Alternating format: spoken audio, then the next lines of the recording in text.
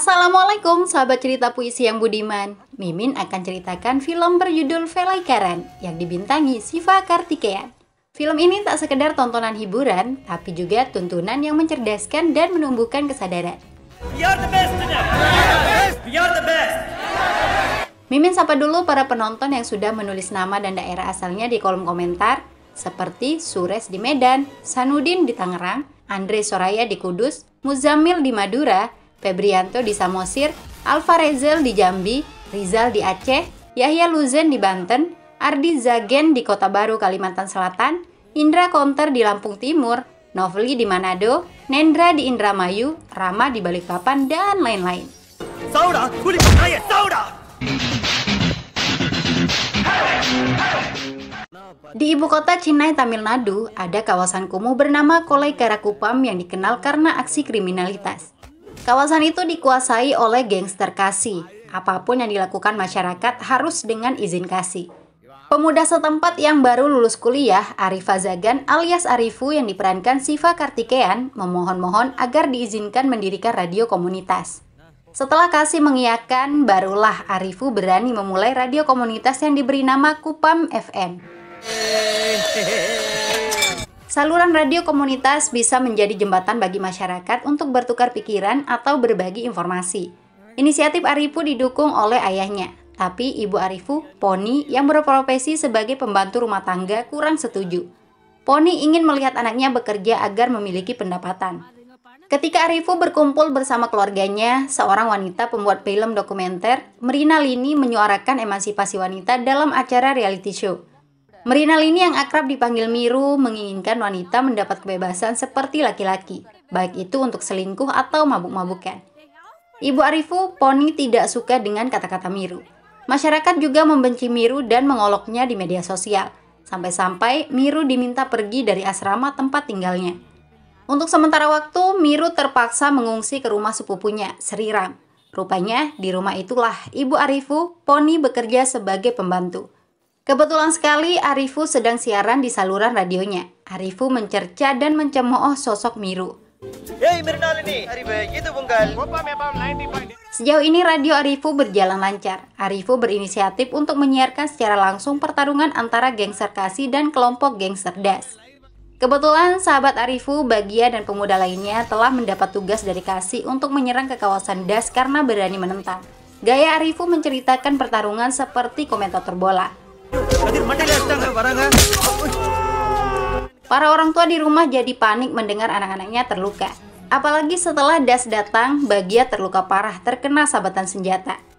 Arifu mengajak Bagia melarikan diri, tapi beberapa musuh datang untuk membunuh Bagia. Bagia memohon agar Arifu melawan mereka. Masalahnya, Arifu tidak bisa bertarung. "Tolong lawan mereka demi saya. Bayangkan saja orang yang paling kamu benci, lalu pukul dia," ujar Bagia. Saat itu juga Arifu membayangkan musuh yang datang sebagai Kasi. Tanpa disadari, Arifu mampu mengalahkan musuh dengan sangat mudah. Arifu tampil beringas penuh kebencian. Bagia saja sampai kaget melihat sosok Arifu. Bagia menghentikan amukan Arifu yang hampir saja akan jadi pembunuh.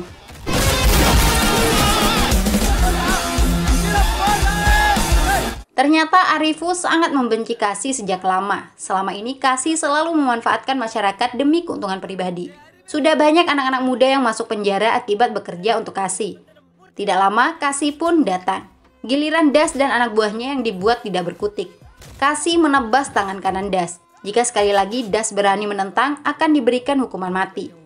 Arifu belum berani menentang Kasi secara frontal. Arifu hanya ingin masyarakat tidak lagi menjadi budak Kasi. Itulah tujuan utama Arifu menjalankan radio komunitas. Arifu menyadari tidak mudah membebaskan masyarakat dari cengkraman Kasi. Apalagi sebagian besar masyarakat telah meminjam uang kepada Kasi. Ketika Kasi melintas, para orang tua mulai berani mempertanyakan Kasi. Salah satunya seorang ibu-ibu yang anaknya akan segera menikah. Tapi gara-gara ikut berkelahi, anaknya kini masuk rumah sakit. Kasi heran dengan sikap warga yang mulai berani. Informasi dari anak buahnya, semua itu karena Arifu yang telah menyiarkan insiden perkelahian melalui radio. Malam itu juga Kasi memberikan peringatan keras kepada Arifu. Jika Arifu masih berani menjalankan radio, maka dipastikan hidupnya berakhir. Ancaman itu membuat orang tua Arifu ketakutan. Ibu Arifu, Poni memarahi suaminya karena selalu mendukung Arifu. Suara omelan Poni tidak disadari masuk radio sehingga Arifu bisa mendengarnya. Anakmu bertingkah seperti mengetahui semua masalah orang.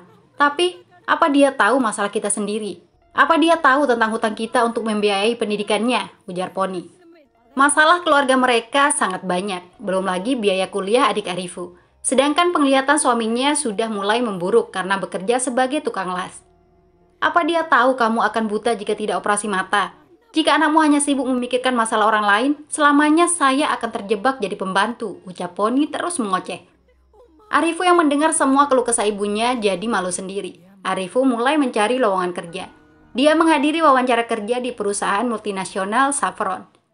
Sembari menunggu giliran wawancara, Arifu berkenalan dengan sesama pencari kerja. Salah satunya Adi, yang terlihat cukup tegang akan menghadapi wawancara. Adi hanya diam mendengar berbagai ocehan para pelamar kerja. Oke, boys. Tiba-tiba Adi mengumumkan proses wawancara kerja sudah selesai. Ternyata Adi adalah manajer pemasaran perusahaan Saffron. Dia menyamar dan membaur dengan para pelamar kerja untuk melakukan seleksi langsung tanpa formalitas wawancara. Puluhan pelamar ditolak karena banyak omong, tidak memiliki kesabaran dan alasan lainnya. Hanya 7 orang yang diterima kerja, salah satunya Arifu, yang akan ditempatkan di bagian pemasaran alias menjadi salesman. Arifu menanyakan alasan dirinya terpilih, tapi Adi tidak mau memberikan jawaban pasti. Apapun itu, yang terpenting saat ini, Arifu sudah memiliki pekerjaan untuk membuat orang tuanya bangga. Perusahaan Saffron tempat Arifu bekerja memproduksi berbagai jenis produk makanan dan minuman. Saffron tercatat sebagai perusahaan nomor 1 di India sejak beberapa tahun terakhir.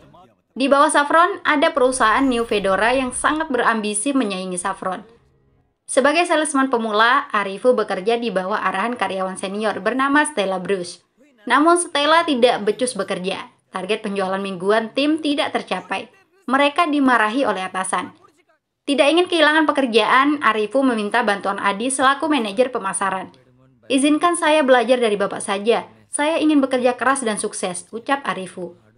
Adi dengan senang hati membimbing anak buahnya. Meski Adi manajer baru di perusahaan Saffron, tapi ilmu pemasarannya sangat hebat. Adi meminta Arifu untuk tidak perlu kerja keras, tapi harus kerja cerdas. Jangan mengemis-ngemis agar orang mau beli produk kita. Kamu harus kerja cerdas, yaitu menyadarkan konsumen bahwa merekalah yang membutuhkan produk kita, terang Adi. Untuk membuat Arifu mengerti, Adi membawanya ke supermarket.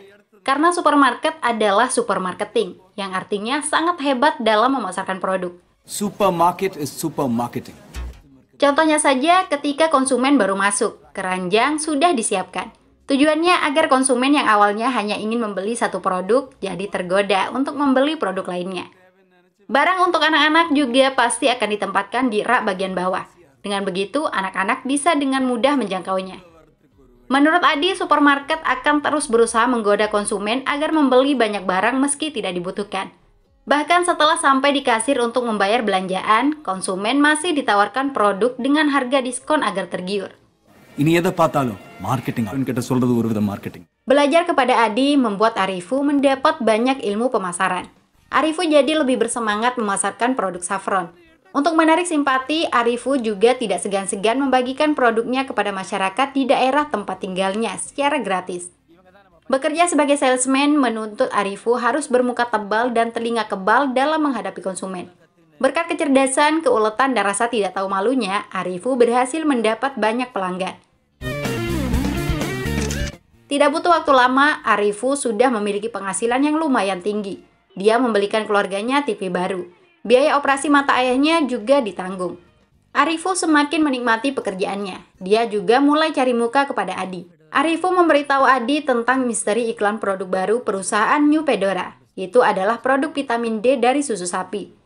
Informasi dari Arifu diteruskan ke Direktur Utama Saffron, Jayaram. Adi mendapat banyak pujian dari Jayaram. Saffron kemudian menyabotase produk New Fedora. Saffron lebih dahulu mengiklankan produk baru tersebut. Direktur Utama New Fedora, Madhav Kurup, merasa kalah saing lagi dari Saffron. Semua anak buahnya diomeli. Pertemuan mereka didengar oleh Jayaram selaku Direktur Utama Saffron, karena Saffron memiliki mata-mata yang bekerja di New Fedora. Yes, super sir. Sementara Arifu sangat bahagia bersama keluarganya. Semua gaji Arifu dikelola oleh ibunya. Dengan penuh bangga, Arifu mempercayakan ibunya dalam menggunakan uang. Tapi ibunya mengaku penghasilan Arifu belum cukup untuk memenuhi berbagai kebutuhan. Arifu jadi heran sendiri, padahal dulu penghasilan ayahnya yang pas-pasan selalu bisa mencukupi.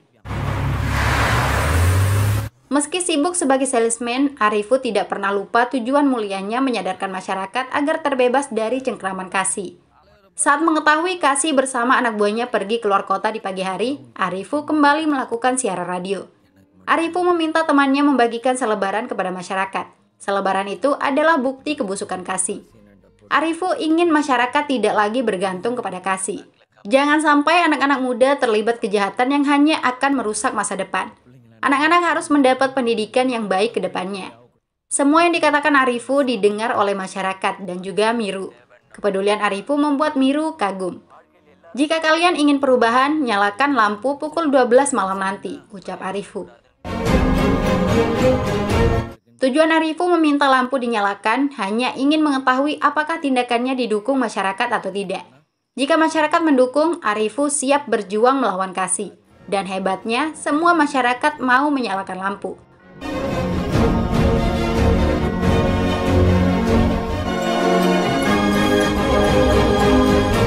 Sebagai langkah awal, Arifu mengajak sahabatnya Bagia untuk bertemu Adi. Bagia mendapat pekerjaan sebagai pengantar barang COD.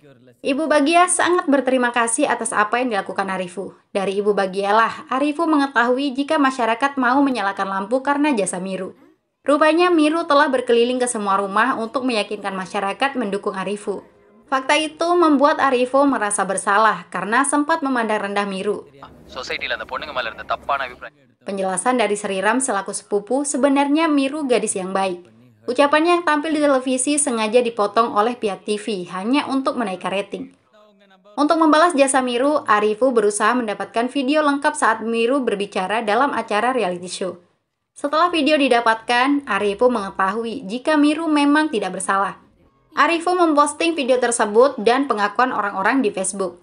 Video itu viral. Miru menangis bahagia karena nama baiknya telah kembali. Dari situlah Miru dan Arifu dekat.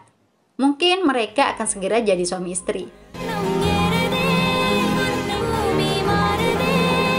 Masalah datang dari Kasih. Tindakan Arifu yang membuat Bagia keluar dari geng Kasih membuat Kasih marah. Sayangnya obrolan mereka tidak bisa lama karena Bagia harus mengantar pesanan pelanggan COD. Malam harinya Arifu mendapat telepon dari Bagia jika Kasih sedang mengejarnya. Arifu bergegas menemui Bagia yang sedang berada di gudang perusahaan. Naasnya Arifu terlambat dan melihat Bagia dibunuh oleh Kasih. Hey, Bagia! Arifu menangis karena gagal menyelamatkan Bagia. Arifu mengejar Kasih. Di waktu yang sama, gangster Das bersama anak buahnya datang mengincar nyawa Kasih. Berkali-kali Das menusuk Kasih sebagai balas dendam. Kasih yang terluka parah berusaha kabur menyelamatkan diri. Arifu ikut campur menghajar Kasih karena telah membunuh Bagia. Sauda, Sauda! Sauda! Tapi sebuah fakta mencengangkan diungkap Kasih. Bos Anda yang menugaskan saya untuk membunuh Bagia. Kita memiliki bos yang sama, ucap Kasih. Menurut Kasih, sebenarnya mereka memiliki pekerjaan yang sama, yaitu membunuh orang. Bedanya, Kasih membunuh dengan senjata, sedangkan Arifu membunuh orang dengan racun yang ada pada produk saffron. Arifu semakin dibuat kaget.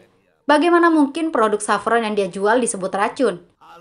Seorang wanita bernama Kasturi mengajukan kasus hukum. Bagia mau membantunya. Karena itulah bos Anda menghubungi saya untuk membunuh Bagia, ungkap Kasih. Kasih meminta Arifu tidak munafik. Kasih mendapatkan uang dari membunuh sesuai pesanan. Arifu juga melakukan hal yang sama. Bedanya saya diupah dan dianggap kriminal, sedangkan Anda digaji dan menyebut diri Anda sebagai pekerja. Jika saya pembunuh, Anda juga pembunuh yang lebih kejam, ucap Kasih. Semua yang dikatakan Kasih bukanlah kebohongan. Direktur utama Saffron, Jayaram, menelpon Kasih untuk menanyakan tentang kematian Bagia. Arifu menyaksikan sendiri jika bosnya adalah dalam pembunuhan Bagia. Setelah mengetahui itu, Arifu memilih untuk menyelamatkan nyawa Kasih ke rumah sakit. Kata-kata Kasih terus terngiang. Arifu pulang dengan pikiran berkecamuk, apalagi sahabatnya Bagia telah dibunuh. Di rumah, Arifu menemukan ada salesman yang baru selesai memperbaiki TV. Stabilizer atau stapol juga sudah dipasang, dengan alasan agar TV LED tidak meledak saat terjadi perubahan tegangan listrik. Ibunya mau membeli stabilizer tersebut karena diberi harga diskon. Arifu menelpon temannya, Hari, yang pernah bekerja di penjualan TV LED. Arifu menanyakan apakah benar TV akan meledak tanpa stabilizer. Orang bodoh yang bilang begitu. Orang itu mencoba menipumu. Tidak harus ada stabilizer, jawab Hari. Suasana hati Arifu yang sedang tidak baik jadi mudah tersulut emosi. Ini rasanya Arifu memukul salesman tersebut karena sudah menjual barang tidak berguna kepada banyak orang. Orang itu mengaku terpaksa menipu agar barangnya laku dan target bulanan dari perusahaan tercapai. Arifu jadi makin jengkel mendengar alasannya. Kini Arifu menyadari mengapa penghasilannya tidak pernah bisa cukup. Itu karena keluarganya ditipu dari kiri, kanan, dan tengah oleh banyak perusahaan. Banyak barang-barang di rumahnya yang tidak berguna tapi dipasarkan seperti sangat berharga. Tidak berhenti sampai di situ, kemarahan Arifu terus membuncah. Karena sebenarnya Arifu sedang marah kepada dirinya sendiri. Arifu benar-benar merasa frustasi. Arifu memeluk Miru yang baru datang. Arifu tidak hanya telah kehilangan sahabat, tapi juga merasa malu dengan pekerjaannya sebagai salesman. Miru berusaha menenangkan Arifu. Saya tidak akan lari dari masalah ini. Saya akan melakukan sesuatu yang besar, tegas Arifu kepada Miru. Di malam itu, satu rahasia terungkap yang tidak diketahui oleh Arifu. Bahwa direktur utama perusahaan New Fedora, Madhav Kurup, tidak lagi ingin mengalahkan Saffron, tapi Madhav akan menguasai Saffron. Keinginan Madhav yang sangat mustahil itu diyakini bisa diwujudkan oleh putranya. Dialah Adiban Madhav alias Adi yang sejak beberapa waktu terakhir telah menyusup ke Saffron. Arifu sendiri masih berduka atas kematian Bagja. Arifu mendatangi wanita bernama Kasturi. Kasturi ikut bersedih mengetahui Bagja meninggal. Wanita itu pun menceritakan secara detail apa yang menimpanya. Kasturi merupakan janda satu anak. Hidup Kasturi hanya untuk anaknya, Sidhu. Naasnya, Sidhu divonis terkena kanker dan meninggal. Kematian Sidhu tidak pernah dibayangkan oleh Kasturi. Penjelasan dari dokter kuat dugaan Sidhu terkena kanker akibat makanan dan minuman yang dia konsumsi seperti mie, roti, kue, minuman, dan lain-lain. Berbagai jenis makanan itu mengandung bahan kimia berbahaya yang menjadi racun setelah masuk ke tubuh. Sebagai ibu, Kasturi sangat mengetahui makanan dan minuman yang selama ini dikonsumsi anaknya, sebagian besar produk ternama dari perusahaan Saffron. Itulah alasan Kasturi mengajukan tuntutan hukum ke pengadilan. Namun, kasus tersebut tidak bisa dilanjutkan karena kurangnya bukti. Untuk mendapatkan bukti, Kasturi mulai mengkonsumsi makanan yang biasa dibelikan untuk anaknya. Mulai dari hari pertama, Kasturi merekam aktivitasnya mengkonsumsi produk Saffron. Dari sana pula, Kasturi mengenal Bagja yang bertugas mengantarkan pesanan ke rumah. Bagja sendiri berpikir pesanan itu untuk anak Kasturi. Setelah lebih sebulan, dampak buruk produk Saffron terlihat. Wajah Kasturi mulai rusak, sampai-sampai Kasturi kesulitan berjalan. Bagja kemudian masuk rumah dan melihat Kasturi dalam kondisi memprihatinkan. Bagja kaget mengetahui anak Kasturi telah meninggal. Kasturi pun menceritakan masalahnya dan menunjukkan video rekaman selama ini. Bagja kasihan dengan Kasturi. Saat itulah Bagja bersedia membantu perjuangan Kasturi. Akibatnya Bagja dibunuh. Saya sangat menjaga makanan anak saya, tapi saya tidak khawatir memberinya produk Saffron karena itu perusahaan ternama, ucap Kasturi mengakhiri ceritanya. Kini Arifu mengetahui secara lengkap masalah yang terjadi. Arifu berjanji akan membantu Kasturi mendapatkan keadilan. Bodohnya Arifu, dia berkonsultasi masalah tersebut kepada Adi yang dianggap sebagai mentornya. Adi pura-pura ikut prihatin dan mengaku malu bekerja di Saffron yang tidak bermoral. Kita harus bantu Kasturi dengan cara apapun, ujar Adi sok baik. Pertanyaan besarnya, bagaimana cara Arifu akan membantu Kasturi dan menyelamatkan konsumen lainnya? Arifu tidak memiliki kewenangan untuk membuat perusahaan mengeluarkan produk berkualitas. Masyarakat juga tidak mungkin diminta berhenti membeli produk Saffron. Miru dan Sriram tidak bisa membantu apa-apa. Arifu jadi bingung sendiri. Ibunya, Poni, menemani Arifu yang sedang galau. Poni kemudian menceritakan pengalamannya menjadi pembantu rumah tangga selama 30 tahun terakhir. Poni pernah bekerja di rumah seseorang yang ingin melakukan pelecehan. Poni tidak membiarkan dirinya disentuh. Meski begitu, Poni tetap melakukan tugasnya sebagai pembantu. Saya harus setia kepada pekerjaan saya, bukan bos saya, tutur Poni. Sikap Poni yang berani melawan tidak membuatnya dipecat. Poni justru mulai dihormati oleh bosnya. karena bosnya takut jika Poni mengungkapkan hal tersebut kepada orang lain. Ya Ma. Cerita sang ibu membuat senyum di wajah Arifu mengembang. Arifu mendapat inspirasi dan solusi. Apapun rencana Arifu didukung penuh oleh Miru. Pada perayaan Hari Keluarga, banyak pekerja Saffron mengajak keluarganya datang menghadiri acara di auditorium kantor. Arifu memanfaatkan momentum tersebut. We are the best. Di tempat berbeda, Adi sedang menyelesaikan kesepakatan akuisisi perusahaan Saffron. Jayaram selaku direktur utama tidak bisa berbuat apa-apa karena terlambat menyadari telah ditipu oleh Adi. Investor utama Saffron juga sudah beralih ke Adi. Jayaram terpaksa setuju Saffron diakuisisi. Telepon dari Arifu masuk ke Adi. Arifu mengundang Adi untuk datang ke lokasi acara di kantor. Adi bersemangat datang karena Arifu menyebut memiliki video yang dibuat Kasturi. Setelah bertemu Arifu, Adi memutar video Kasturi. Adi terlambat menyadari jika video itu juga ditonton oleh semua pekerja Saffron melalui layar. Isi video tersebut tentang produk Saffron yang telah membunuh anak Kasturi. Kasturi juga sakit setelah mengkonsumsi produk Saffron yang beracun. Penderitaan Kasturi membuat semua pekerja menundukkan kepala. Kita bekerja keras tanpa menyadari konsekuensinya. Tidak seharusnya kerja keras kita disalahgunakan oleh bos. Kita semua yang ada di sini bersalah. Divisi apapun tempat kita bekerja, itu adalah divisi kejahatan, ucap Arifu. Hal yang harus dipahami semua pekerja, nasib konsumen sangat penting diutamakan. Mengingat para pekerja juga konsumen. Status sebagai pekerja hanya 8 jam saja. Sedangkan sisanya 16 jam adalah sebagai konsumen. Situasi jadi tegang, tidak mungkin para pekerja mengundurkan diri, mogok, melakukan demonstrasi atau menuntut perusahaan. Mereka tetap butuh pekerjaan untuk bertahan hidup. Arifu memiliki solusi sederhana, pekerja harus setia kepada pekerjaannya, bukan atasan. Produk yang dikeluarkan Saffron harus berkualitas sesuai ketentuan. Untuk 2 hari saja, mari kita buat produk sesuai aturan pemerintah tanpa sepengetahuan bos. Selama ini kita hanya ikuti aturan saat akan ada pemeriksaan saja, ujar Arifu. Melihat ketulusan Arifu, 5 kepala divisi perusahaan setuju untuk memberikan dukungan. Toh juga untuk 2 hari saja. Adi hanya bisa melongok dan pura-pura memuji Arifu. We are the best. We are the best. Selanjutnya, Arifu mengajak Adi menjenguk Kasturi yang dirawat di rumah sakit. Perjuangan yang dilakukan Arifu tidak hanya untuk melawan perusahaan Saffron, tapi juga 5 perusahaan besar lainnya, termasuk New Fedora. Setiap produk yang dikeluar setelah tanggal 1 Mei, kualitasnya harus kelas dunia. Baru saat itulah kemenangan bagi kita, tegas Arifu kepada Adi dan Kasturi. Ayah Adi, Madhav Kurup, menyarankan agar Arifu dibunuh saja agar gangguan hilang. Adi tidak setuju dengan saran itu. Membunuh Arifu sangat mudah, tapi yang paling penting adalah membunuh idenya. Adi memiliki rencana baru memanfaatkan Arifu untuk membeli perusahaan-perusahaan lainnya. Keesokan harinya, para pekerja Saffron masuk kerja. Sesuai komitmen bersama, mereka akan membuat produk sesuai aturan pada tanggal 28 dan 29 April. Hari pertama berjalan lancar. Semua produk dibuat sesuai ketentuan. Selama ini, Saffron melanggar aturan demi bisa meraup keuntungan besar.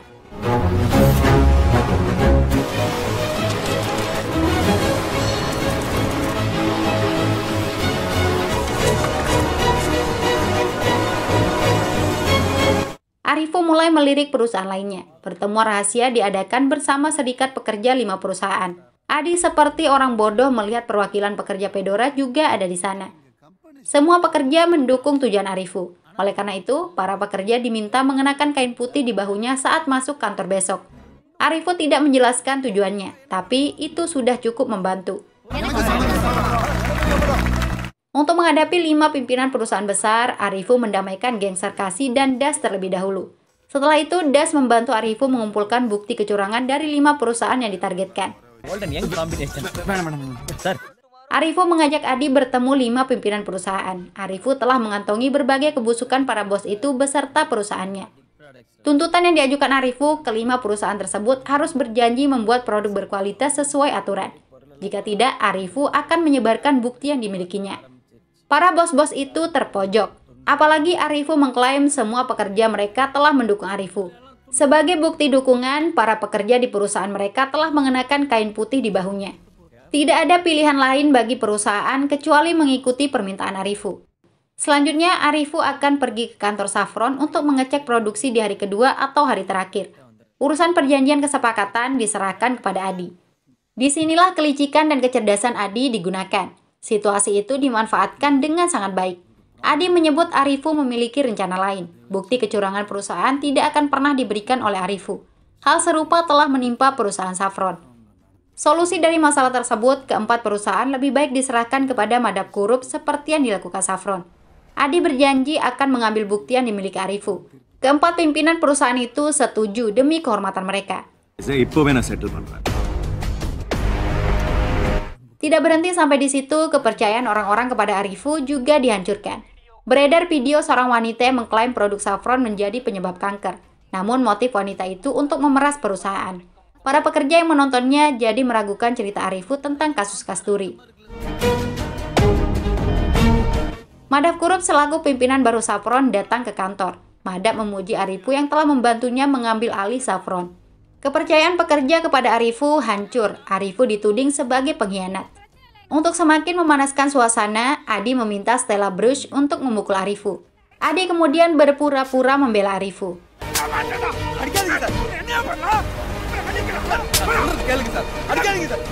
Satu hal penting yang baru saja diketahui Arifu, bahwa dia telah dihianati oleh Adi. Arifu mengetahuinya dari Stella saat dipukul. Stella membocorkan jika itu perintah Adi. Akhirnya wajah asli Adi terbongkar juga. Arifu tidak pernah menyangka Adi yang selama ini dianggap mentor tega mengkhianatinya.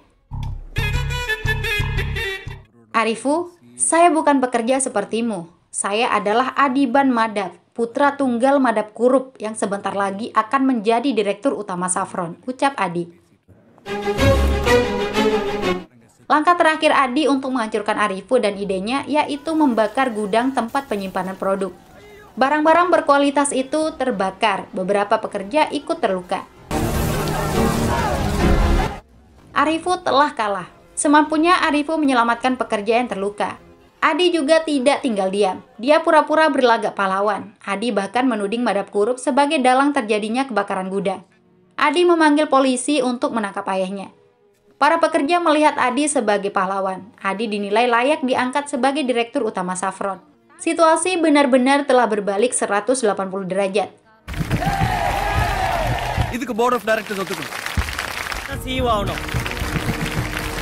Arifu telah gagal dan kalah. Dia pergi menemui Miru.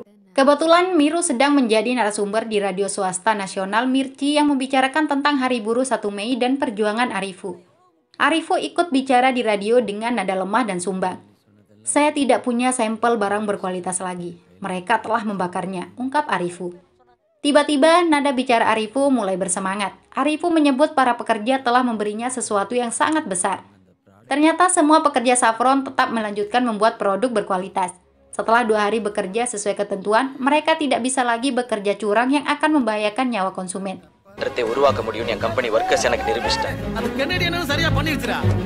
Apabila pimpinan perusahaan berani memberikan hukuman karena melakukan sesuatu yang benar, para pekerja akan kompak melawan. Pimpinan seperti itu layak digulingkan. Kepada semua pekerja dimanapun berada, Arifu mengajak untuk satu suara dan satu komitmen menuju perubahan. Pekerja harus setia kepada konsumen, bukan atasan. Arifu kemudian meminta para pekerja menyalakan lampu tengah malam nanti untuk menyambut May Day alias Hari Buruh tanggal 1 Mei. Itu adalah simbol bahwa kaum pekerja mendukung Arifu. Adi yang mendengar semua obrolan itu di radio jadi frustasi. Adi merasa telah dipecundangi.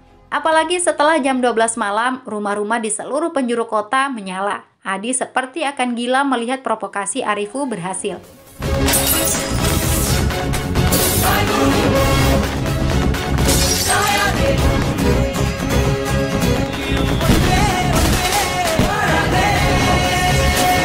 Berbeda halnya dengan Arifu yang sangat bahagia di malam itu.